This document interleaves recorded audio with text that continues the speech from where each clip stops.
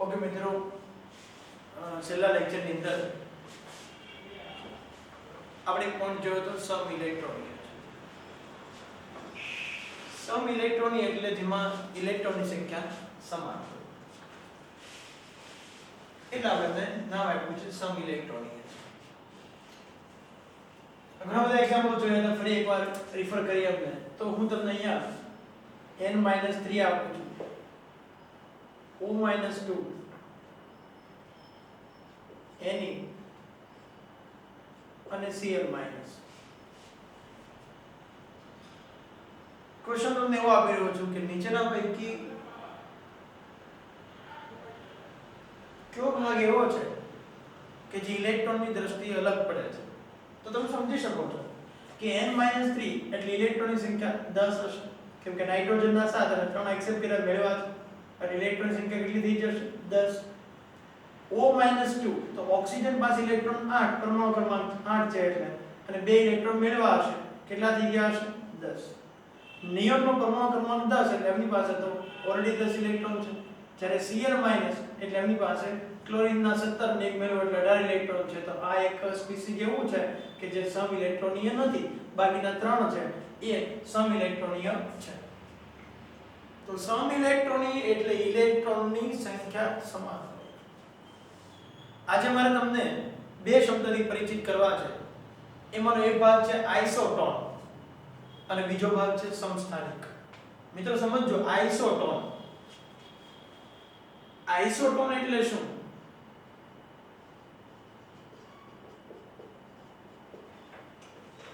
બીજું કે સમ ઇલેક્ટ્રોનની આઇસો ઇલેક્ટ્રોનિક પણ કહેવાય. ઇલેક્ટ્રોનની સંખ્યા સમાન એટલે સમ, એમ આઇસો એટલે પણ સરખું, એમ આઇસોટોન. આઇસો એટલે સરખું, તો આનો અર્થ થાય સરખા ભાગમાં. જેમ ઇલેક્ટ્રોન પણ સરખા, ટોન એટલે ન્યુટ્રોન છે. કયો ભાગ છે? ન્યુટ્રોન છે. તો સરખા ન્યુટ્રોન, ન્યુટ્રોનની સંખ્યા જે સમાન હશે એને આપણે કહેશું આઇસોટોન છે. ડેફિનેશન સમજો કે જેમની અંદર ન્યુટ્રોનની સંખ્યા સમાન હોય એમને કહેવાય આઇસોટોન. તો અહીંયા એક્ઝામ્પલ જોઈએ આપણે.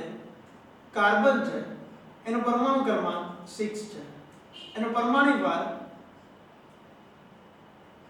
ખરેખર કાર્બન 6 12 હોય, પણ અહીંયા પરમાણુ ભાર 14 છે.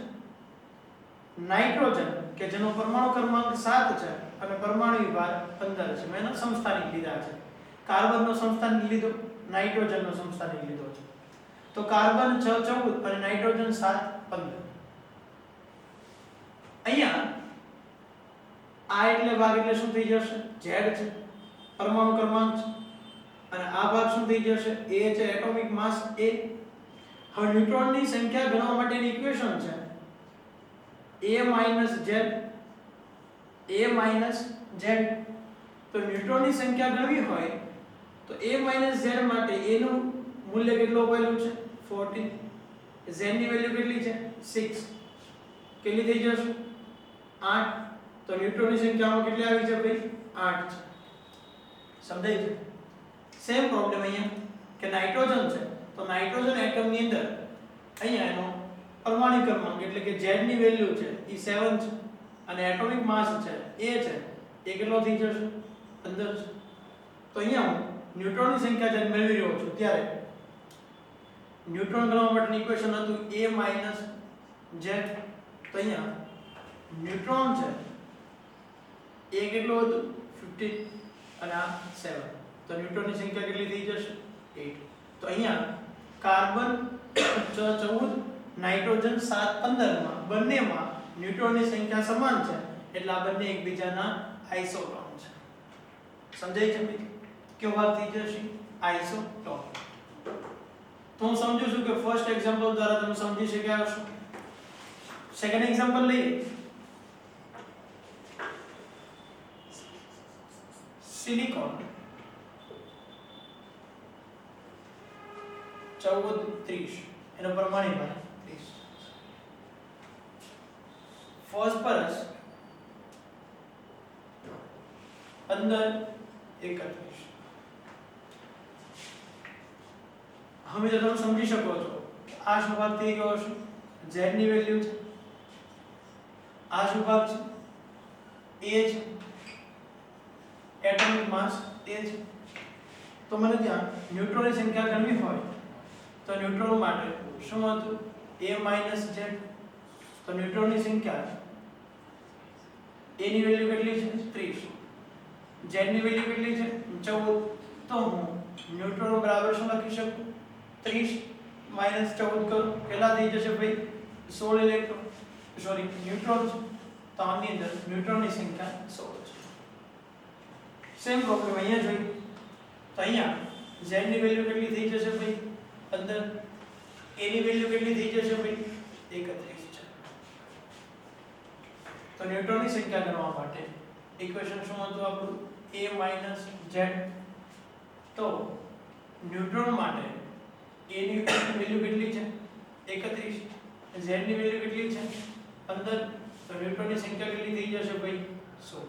તો બંનેમાં ન્યુટ્રોનની સંખ્યા સમાન છે. એનો મતલબ એવો થયો કે સિલિકોન 30 અને ફોસ્ફરસ 21 એકબીજાના આઇસોટોપ છે. આઇસો ઇલેક્ટ્રોનની અથવા સમ ઇલેક્ટ્રોનની આગળના લેક્ચરમાં કહેવાયું છે કે ત્યાં ઇલેક્ટ્રોનની સંખ્યા સમાન હશે. અત્યારે આજના લેક્ચરમાં પહેલો ટોપિક આપણે જોયો છે એ છે આઇસોટોન. આઇસોટોન એટલે જેમની અંદર ન્યુટ્રોનની સંખ્યા સમાન હોય એને કહેશું આપણે આઇસોટોન છે. ઓકે, તો તમારી પાસે બે શબ્દ હવે ક્લિયર છે, આઇસોટોન અને સમ ઇલેક્ટ્રોનીય અથવા આઇસો ઇલેક્ટ્રોનીય. સેકન્ડ ભાગ જોઈએ જે છે સમસ્થાનિકો છે. મિત્રો સમસ્થાનિકો તમને ખ્યાલ છે કેમ કે આગળ ઘણી બધી વખત આવી ગયો છે. સમસ્થાનિકો છે. સમસ્થાનિકો એટલે શું?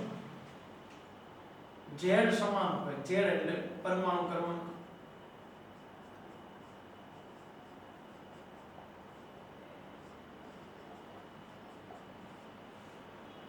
પણ એ છે પરમાણુ ભાર છે એ અલગ અલગ હોય એને કહેવાય સમસ્થાનિક. z ની વેલ્યુ છે એ સમાન આવશે પરંતુ એટોમિક માસ a છે, પરમાણુ ભાર છે, એમની વેલ્યુ અલગ અલગ હશે. જોઈએ કોઈ એક્ઝામ્પલ પર. હાઇડ્રોજન છે એની અંદર 1 1, હાઇડ્રોજન 1 2 અને હાઇડ્રોજન 1 3. હાઇડ્રોજન 1 1 1 2 1 3. મિત્રો આની અંદર પ્રોટોનની સંખ્યા આપણે ગણવી છે 3 ની અંદર. તો ત્રણેયની અંદર પ્રોટોનની સંખ્યા આની અંદર 1 છે. પ્રોટોનની સંખ્યા એટલે પરમાણુ ક્રમાંક છે કેમ કે આગળના ઘણી બધી વખત કરાવી દીધું છે કે પ્રોટોન ઈચ શું છે? પ્રોટોન ઈચ શું છે? પરમાણુનો ક્રમાંક છે. પ્રોટોન ઈચ પરમાણુનો ક્રમાંક છે. તો પરમાણુ ક્રમાંક 1 છે એટલે પ્રોટોનની સંખ્યા 1. પ્રોટોનની સંખ્યા 1, પ્રોટોનની સંખ્યા 1. ઓકે, ત્યાર પછી વાત કરીએ તો ઇલેક્ટ્રોન મને ગણવા છે. ઇલેક્ટ્રોન માટે ઇલેક્ટ્રોનની સંખ્યા આની અંદર 1 હશે કેમ કે પરમાણુ છે. તો પરમાણુ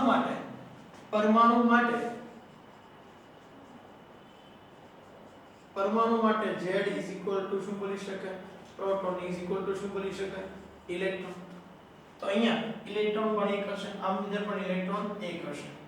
બહુ અગત્યનો પોઈન્ટ મિત્રો વાત કરી છે જે એન્ટ્રન્સ એક્ઝામ કે જે નીટ છે, જેડબલઈ છે એના માટે માત્ર કોઈ પણ ટોપિક હોય તો એમની અંદર એકાદ બે લાઈનો છે એવી અલગ હોય છે એ આનાથી આપણે તારવવાની છે. ટેક્સ્ટબુક ની અંદર એટલું લખાયેલું હશે કે જેની અંદર પરમાણુ ક્રમાંક સમાન હોય, પરમાણુ ભાર અલગ અલગ હોય એમને સમસ્થાનિકો કહેવાય. પણ મારે ત્યાં એન્ટ્રન્સ એક્ઝામ માટે એક સેન્ટેન્સ તારવવું છે એટલા માટે આ મહેનત કરી રહ્યા છે આપણે.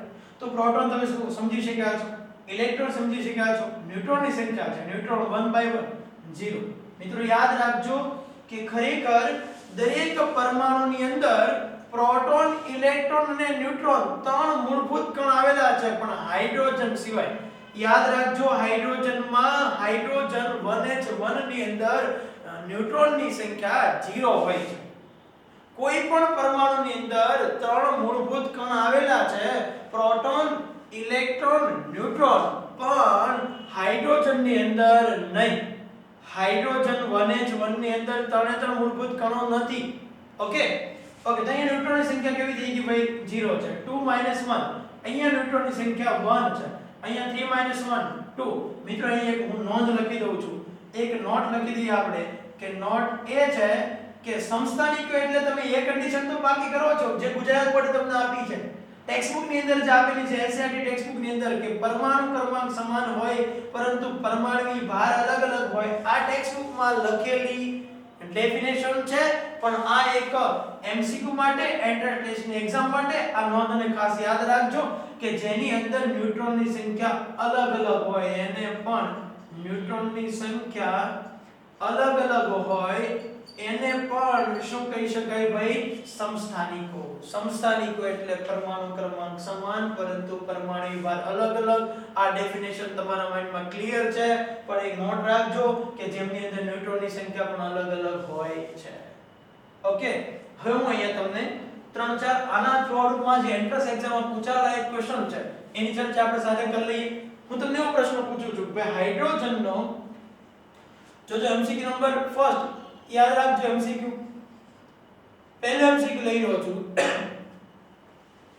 કે 1h1 ની અંદર 1h1 ની અંદર ન્યુટ્રોનની સંખ્યા બરાબર ખાલી જગ્યા છે.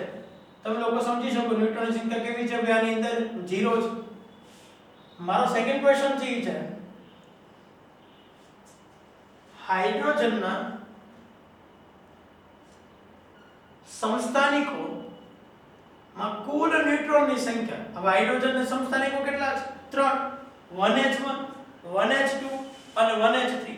તમને ન્યુટ્રોનનો સરવાળો આપણને પૂછ્યો છે તો પહેલો 1h1 એમાં તો ન્યુટ્રોનની સંખ્યા 0, 1h2 ન્યુટ્રોનની સંખ્યા 1, 1h3 ન્યુટ્રોનની સંખ્યા 2.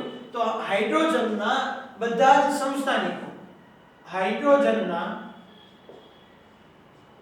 બધા જ સમસ્થાનિકો માટે ન્યુટ્રોનનો સરવાળો ખાલી જગ્યા છે. ટોટલ પૂછો છે આપણને કેટલો થઈ જશે ભાઈ? 3. કેટલો થઈ જશે? 3, કેમ કે બે આપની અંદર અને એક અહીં. ઓકે, ત્રીજો જે એમસીક્યુ છે એ છે હાઇડ્રોજનના સમસ્થાનિકો પૈકી હાઇડ્રોજન 1h2, હાઇડ્રોજનના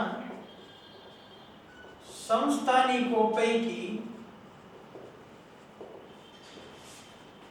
હાઇડ્રોજન 1h2 માં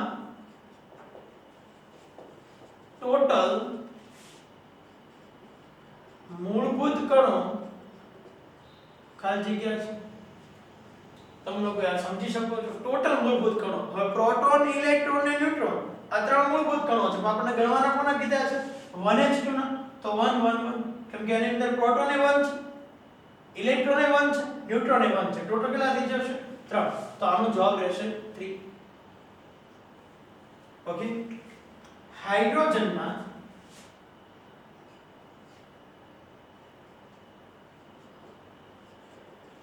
क्या समस्थानिकમાં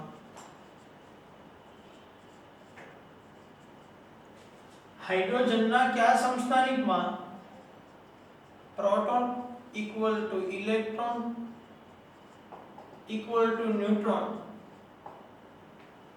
રહેલા છે? તમે સમજી શકો છો હાઇડ્રોજનનો બીજો જે સમસ્થાનિક છે 1h2 એની અંદર પ્રોટોન એક છે, ઇલેક્ટ્રોન એક છે, ન્યુટ્રોન એક છે. ओके,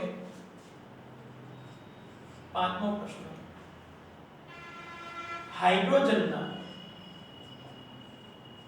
કયા સમસ્થાનિકમાં હાઇડ્રોજનના કયા સમસ્થાનિકમાં ન્યુટ્રોન સંખ્યા 2 છે? તમે સમજી શકો છો હાઇડ્રોજનનો ત્રીજો જે સમસ્થાનિક છે 1h3 એની અંદર ન્યુટ્રોનની સંખ્યા 2 છે. તો આવામાંથી MCQ પણ હોઈ શકે છે. સેકન્ડ એક્ઝામ્પલ લઈ રહ્યો છું હું. સેકન્ડ એક્ઝામ્પલ લઈ રહ્યા છે આપણે કે નાઇટ્રોજન 714 નાઇટ્રોજન 715 આ પણ એકબીજાના સમસ્થાનિકો છે. પરમાણુ ક્રમાંક સમાન, જો બેમાં 7 7 છે. પરમાણુ ભાર અલગ, જો 14 અને 15 છે. પરમાણુ ક્રમાંક સમાન પરંતુ પરમાણુ ભાર અલગ અલગ. ન્યુટ્રોનની દ્રષ્ટિએ જોવું તો બી સાચું છે. આની અંદર પ્રોટોનની સંખ્યા ગણીએ 7 7, ઇલેક્ટ્રોનની સંખ્યા ગણીએ 14 માંથી 7 14 માંથી 7 15 માંથી 7 કેટલા થઈ જશે? 8 બરાબર ને?